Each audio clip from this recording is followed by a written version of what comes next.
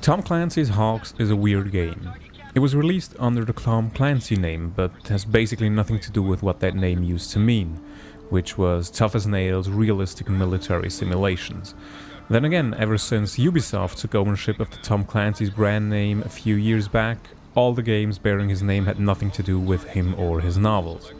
So Ubisoft slaps his name on either sequels with no connection to the old Red Storm games, or new IPs that have nothing to do with the other games bearing his name outside of being paranoid military thriller fiction.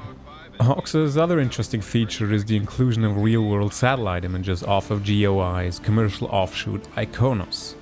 That basically means that the maps you get to fly over are based on real satellite images, which is neat for those who really care about the accuracy, but I couldn't care less. In fact, the images included as ground textures aren't really all that impressive to look at. If you fly at low altitudes, they reveal themselves to be exceptionally pixelated, and tons of buildings and other structures aren't really actually rendered as three-dimensional objects. The most care and attention went into the planes you get to fly in this game, of which there are a ton. And I recognized exactly one of them, since the stealth bomber has such an iconic shape. And I guess for aviation enthusiasts, it is a nice inclusion that they went to the lengths to officially license these planes and armaments from private military corporations such as Northrop Grumman, even though the narrative of the game paints them as supervillains of Bond-like proportions. I mean, it's not unusual for these modern military games to have a story that's entirely nonsensical in order for it to provide the backdrop to typical empowerment fantasies, especially for American gamers.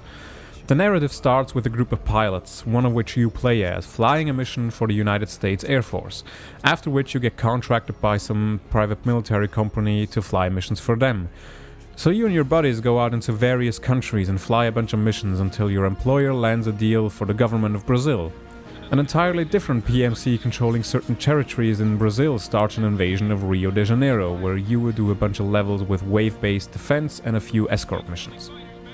One of your missions is in service to the United States, where you help escort some US ships out of Brazil, and once you end up decimating the enemy forces, other planes and ships from your own employer start attacking, when it's revealed that the other PMC, whose shit you've been wrecking over the last couple of missions, have made your employer an offer that he couldn't refuse. I'm gonna make him an offer he can't refuse. So you and your men immediately defect back to the US when it turns out that your former PMC employer invades the US, attacks the capital, steals a bunch of nukes, and basically does everything to become a Bond villain. I mean, what the hell just happened here? Where does a PMC take manpower and hardware to invade a global superpower and take over several large cities? And what was the end goal here? They steal a nuke and hide it somewhere in Los Angeles, but the US predictably don't negotiate with terrorists. We do not negotiate with terrorists. We don't negotiate with terrorists. You cannot negotiate with terrorists. We do not negotiate with terrorists. Our city will not negotiate with terrorists. We can't negotiate with terrorists. We don't negotiate with terrorists. It is the policy of the United Nations not to negotiate with terrorists.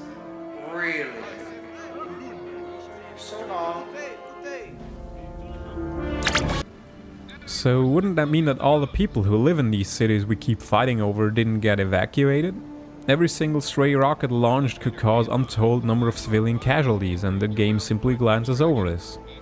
In any case, it's up to you to deal with your former boss in a couple of more missions that involve another bunch of wave-based defense and escort missions, but also a few more interesting ones, such as one where you have to navigate around enemy radar stations in order to scout out the area and clear a safe path for a payload, as well as a mission where you need to fly close to the ground in order to stay below radar, while taking out the radar towers themselves.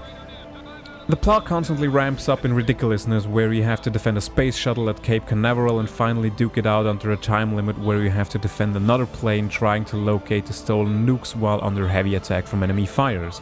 And all of this plays out less like a modern air battle and more like World War II era dogfighting. And once that's done, you end up flying to the villain's lair and blow it up unceremoniously, never revealing what the intentions were and giving little to no closure to the actual narrative. Not that it matters much, since it's clear that the plot was an afterthought at best. The gameplay is mostly serviceable and enjoyable. There's not a lot the game demands of the player, since all the rockets automatically lock onto enemy fighters. There's only one mission that jams your targeting system, where you need to take out enemy combatants with your machine gun and manual aim. But they're so squishy and lacking in fancy evasive maneuvers that this isn't too much of a handicap. At all other times you're given the option of using your machine gun, but realistically you'll never do, unless you play on the harder modes and run out of ammo. There's also a system that guides you in cases where your own plane gets locked on by enemy projectiles, and the same system can also be used to guide your plane into the best path in order to intercept enemy fighters efficiently, so there are tons of ways the game helps players out. One of the more interesting aspects of the flight mechanics is that you can actually turn off the flight assistance systems and manually decrease your speed for hairpin turns, under threat from losing too much velocity for the plane to actually stay airborne. But this rather neat idea is undone by the way the camera switches from your typical view, either from within your cockpit or slightly behind the plane, to a more cinematic, distant view. Controlling the plane in this mode is hugely disorienting, since you're not looking at it straight but from the side. Heck, controlling the plane with a regular camera can be a bit of a hassle, since steering with the analog stick only rotates you along your own axis. To actually make turns, you either have to use the shoulder buttons or rotate yourself 90 degrees and fly upwards, which takes a bit of time to internalize. But once you get the hang of it, flying can be a lot of fun, even if the objectives you get to fulfill are rather limited and get repetitive over time. In the end, the game is fun for a single playthrough if you're looking for a game about flying a fighter jet. It's not realistic, it's not brilliantly executed, and it's not well written, but it provides enough entertainment for a couple of afternoons if you can find a cheap second-hand copy of the game or buy the digital PC version on Amazon. Because for some reason, even though this is a Ubisoft game, it's not available on Steam or Uplay, which actually might be the most interesting fact about this game.